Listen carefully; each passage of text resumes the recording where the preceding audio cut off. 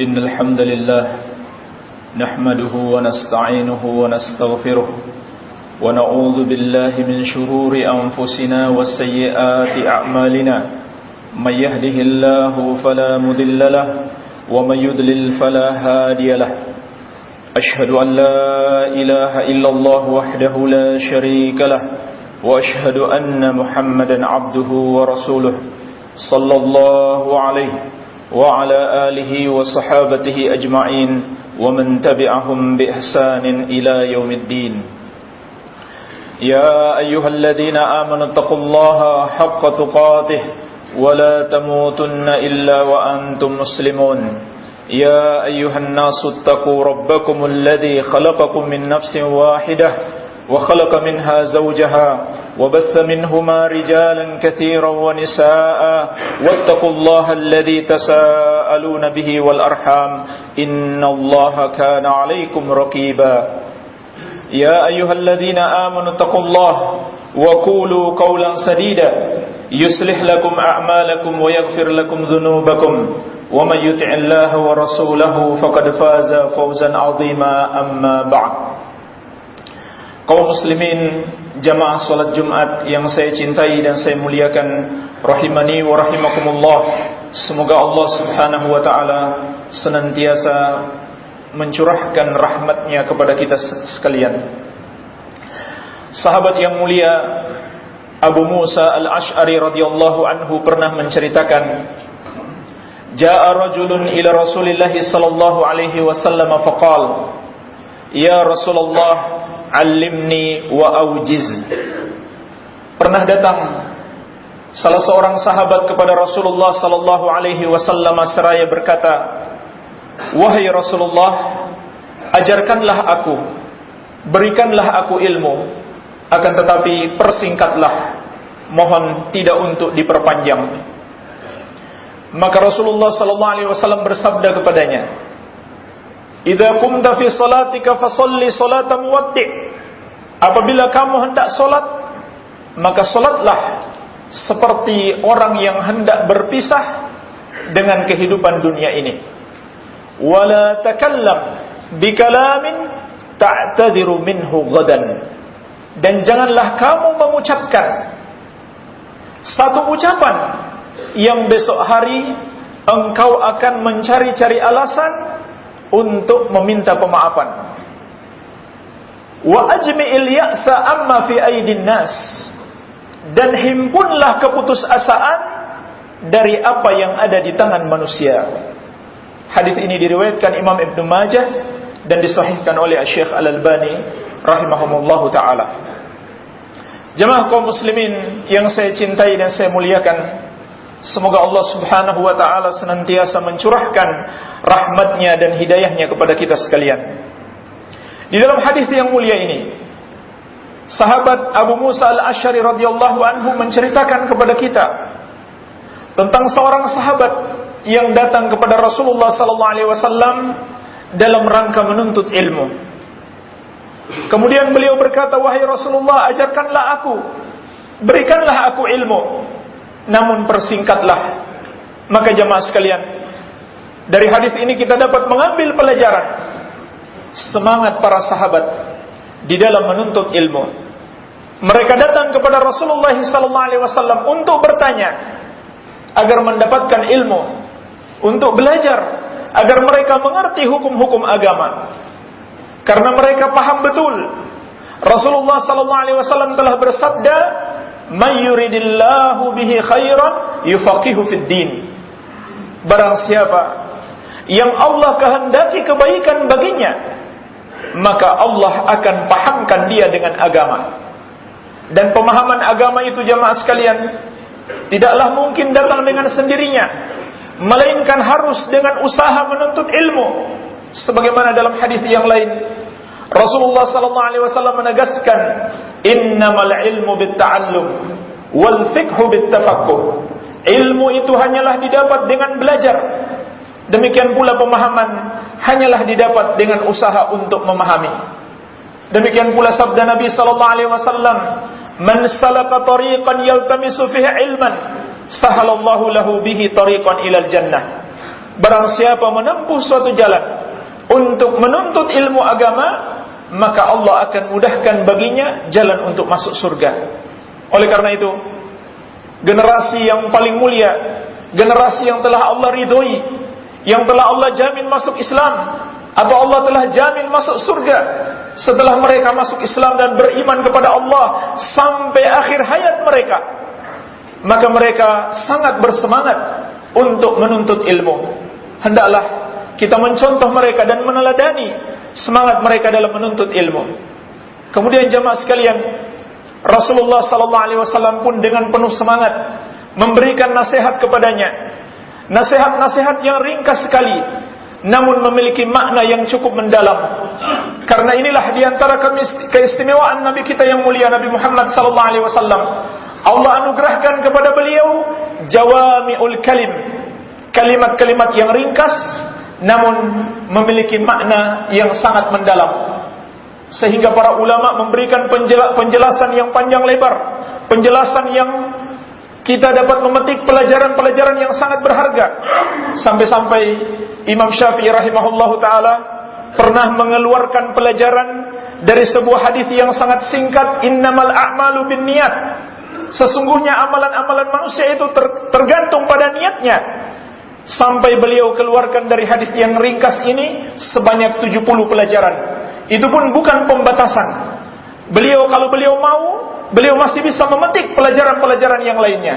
Inilah keistimewaan hadis-hadis Rasulullah SAW yang terkandung padanya banyak sekali pelajaran. Maka sudah sepatutnya bagi kita sebagai umat Nabi Muhammad SAW untuk berusaha mempelajari hadis-hadis beliau agar kita bisa memetik pelajaran dan bisa kita amalkan dalam kehidupan kita. Terlebih lagi ayat-ayat Allah yang sangat mulia, yaitu Al-Quranul Karim, tentu lebih banyak pelajaran-pelajaran yang bisa kita petik. Maka Rasulullah SAW memberikan wasiat kepada sahabat ini dengan 3 wasiat yang sangat ringkas sekali. Tetapi jemaah sekalian, barang siapa yang mengamalkannya, maka insya Allah dia akan meraih kebahagiaan di dunia dan di akhirat kelak. Yang pertama kata Rasulullah SAW, "Idza kunta fi salatika fasalli salatan waddi." Apabila kamu hendak salat, maka salatlah seperti orang yang hendak berpisah dengan kehidupan dunia ini. Inilah jemaah sekalian yang dituntut dari kita di dalam melakukan salat. Salatlah seperti orang yang hendak pergi meninggalkan kehidupan dunia ini. Salatlah seakan-akan sebentar lagi kita akan menghadap Allah Subhanahu wa ta'ala untuk mempertanggungjawabkan setiap amal ibadah yang kita kerjakan dalam kehidupan dunia ini. Oleh karenanya jemaah sekalian, apabila kita menyadari hal ini, bahwa kita sebenarnya tidak lama lagi akan berhadapan dengan Allah, tentunya kita harus berusaha salat dengan sebaik-baiknya. Dan oleh karena itu Rasulullah SAW telah memerintahkan kita, sallu kama ra'aitumuni usalli, salatlah kalian sebagaimana kalian lihat aku salat. Agar kita dapat salat dengan salat yang sebenar-benarnya, salat yang paling baik, yaitu dengan memperhatikan keikhlasan kita dalam salat. Demikian pula memperhatikan tata cara pelaksanaan salat. Kita lakukan ikhlas karena Allah, dan kita berusaha di dalam salat kita meneladani Rasulullah sallallahu alaihi wasallam, sebab beliau telah mengingatkan kita, man amila amalan laisa alaihi amruna fahuwa raddun. Barang siapa yang mengerjakan satu amalan tidak ada padanya petunjuk dari kami, maka amalan tersebut tertolak. Demikian pula jemaah sekalian, kita berusaha khusyuk di dalam salat, dan juga agar kita tidak termasuk di dalam ancaman Allah di dalam Al-Quranul Karim, fawailul lil musallin alladzina hum an salatihim sahun. Kata Allah, celakalah orang-orang yang salat, yaitu orang-orang yang lalai dari salatnya. Hendaklah kita salat dengan salat yang benar dan salat yang baik agar kita selamat dari ancaman Allah. Di dalam ayat yang mulia ini, celakalah bagi orang-orang yang salat, yaitu orang-orang yang lalai dari salatnya. Imam Ibnu Katsir rahimahullah di dalam tafsir beliau menjelaskan, yang dimaksud dengan orang-orang yang lalai dari salatnya itu mencakup 3 makna. Yang pertama, orang-orang yang suka menunda-nunda waktu salat. Orang-orang yang suka menunda-nunda waktu salat, apabila mereka sudah mendengar azan, mereka tidak bersegera datang untuk menjawab panggilan azan tersebut. Mereka lebih senang menyelesaikan pekerjaannya, mereka lebih senang untuk tidur, bahkan mereka lebih senang untuk bermain-main. Bahkan na'udzubillah, mereka lebih senang untuk bermaksiat kepada Allah daripada memenuhi panggilan Sang Pencipta, panggilan Allah Subhanahu wa ta'ala Rabbul Alamin, penguasa seluruh makhluk, pengaturnya, dan yang memberikan rizki kepada mereka semuanya. Ini yang pertama jamaah sekalian. Kemudian yang kedua, kata Imam Ibnu Katsir rahimahullah, orang yang lalai dari salatnya itu adalah yang tidak salat sebagaimana mestinya, yaitu mereka tidak mengikuti petunjuk Rasulullah sallallahu alaihi wasallam.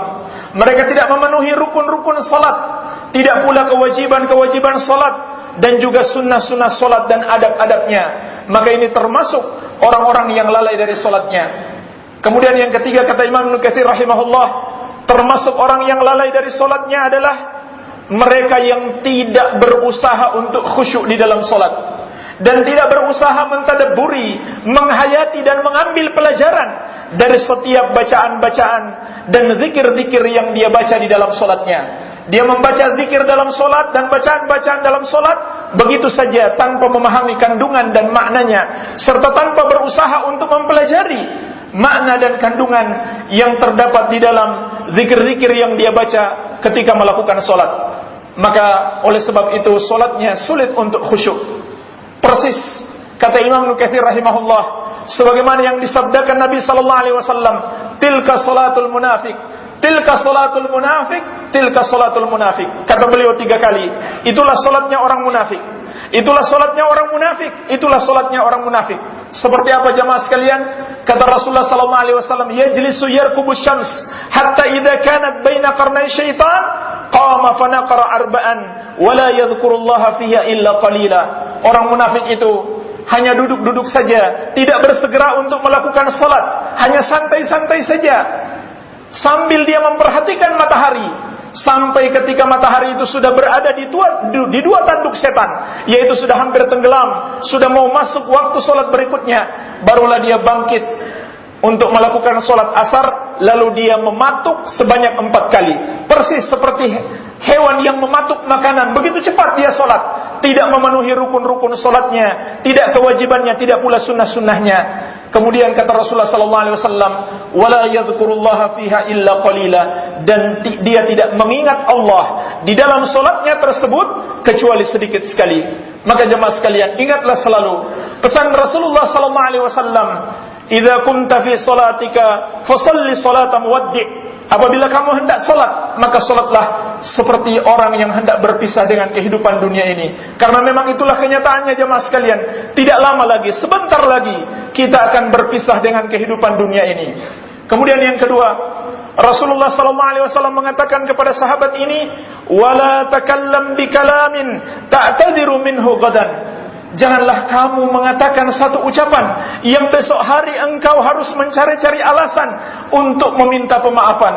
Maka di sini jemaah sekalian, Rasulullah sallallahu alaihi wasallam menasihati kita untuk menjaga lisan kita, hati-hati di dalam berbicara. Bahkan ini termasuk keimanan kepada Allah. Sebagaimana juga beliau bersabda, "Man kana yu'minu billahi wal yaumil akhir falyakul khairan aw liyasmut." Barang siapa yang beriman kepada Allah dan hari akhir, hendaklah dia berkata-kata yang baik atau diam.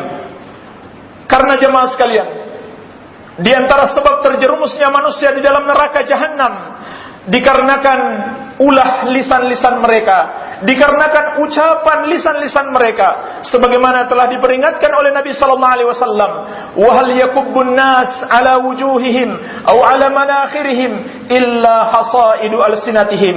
Tidaklah manusia-manusia itu terjerumus dan diseret di dalam neraka di atas wajah-wajah mereka atau pipi-pipi mereka dikarenakan ulah lisan-lisan mereka. Bahkan jemaah sekalian, Rasulullah sallallahu alaihi wasallam juga bersabda, "Innal 'abda la yatakallamu bil kalimah ma yatabayyanu fiha yazillu biha fin nar ab'ada mimma bainal masyriq." Sesungguhnya seorang hamba mengucapkan satu kalimat saja yang dia belum jelas, dia belum tahu artinya, apa yang diucapkan oleh orang, dia ikut-ikutan saja tanpa berfikir dampak negatif dari ucapannya tersebut.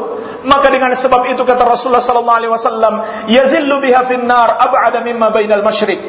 Terjerumuslah dia di dalam neraka yang jauhnya sejauh antara timur dan barat. Oleh karena jamaah sekalian, hati-hatilah di dalam berbicara. Berpikirlah terlebih dahulu apa yang akan diucapkan oleh lisan kita. Apabila baik, ucapkan. Apabila tidak baik, tahan lisan kita. Apabila kita ragu, maka janganlah kita ucapkan. Lebih baik kita diam. Siapa yang beriman kepada Allah, hendaklah dia berkata yang baik. Kalau dia tidak mampu berkata yang baik, hendaklah dia diam saja sambil berzikir kepada Allah Subhanahu wa taala. Semoga Allah Subhanahu wa taala mengkaruniakan kepada kita amal-amal soleh, baik dalam ucapan maupun dalam perbuatan. Wabillahi taufik, walhamdulillahi rabbil alamin.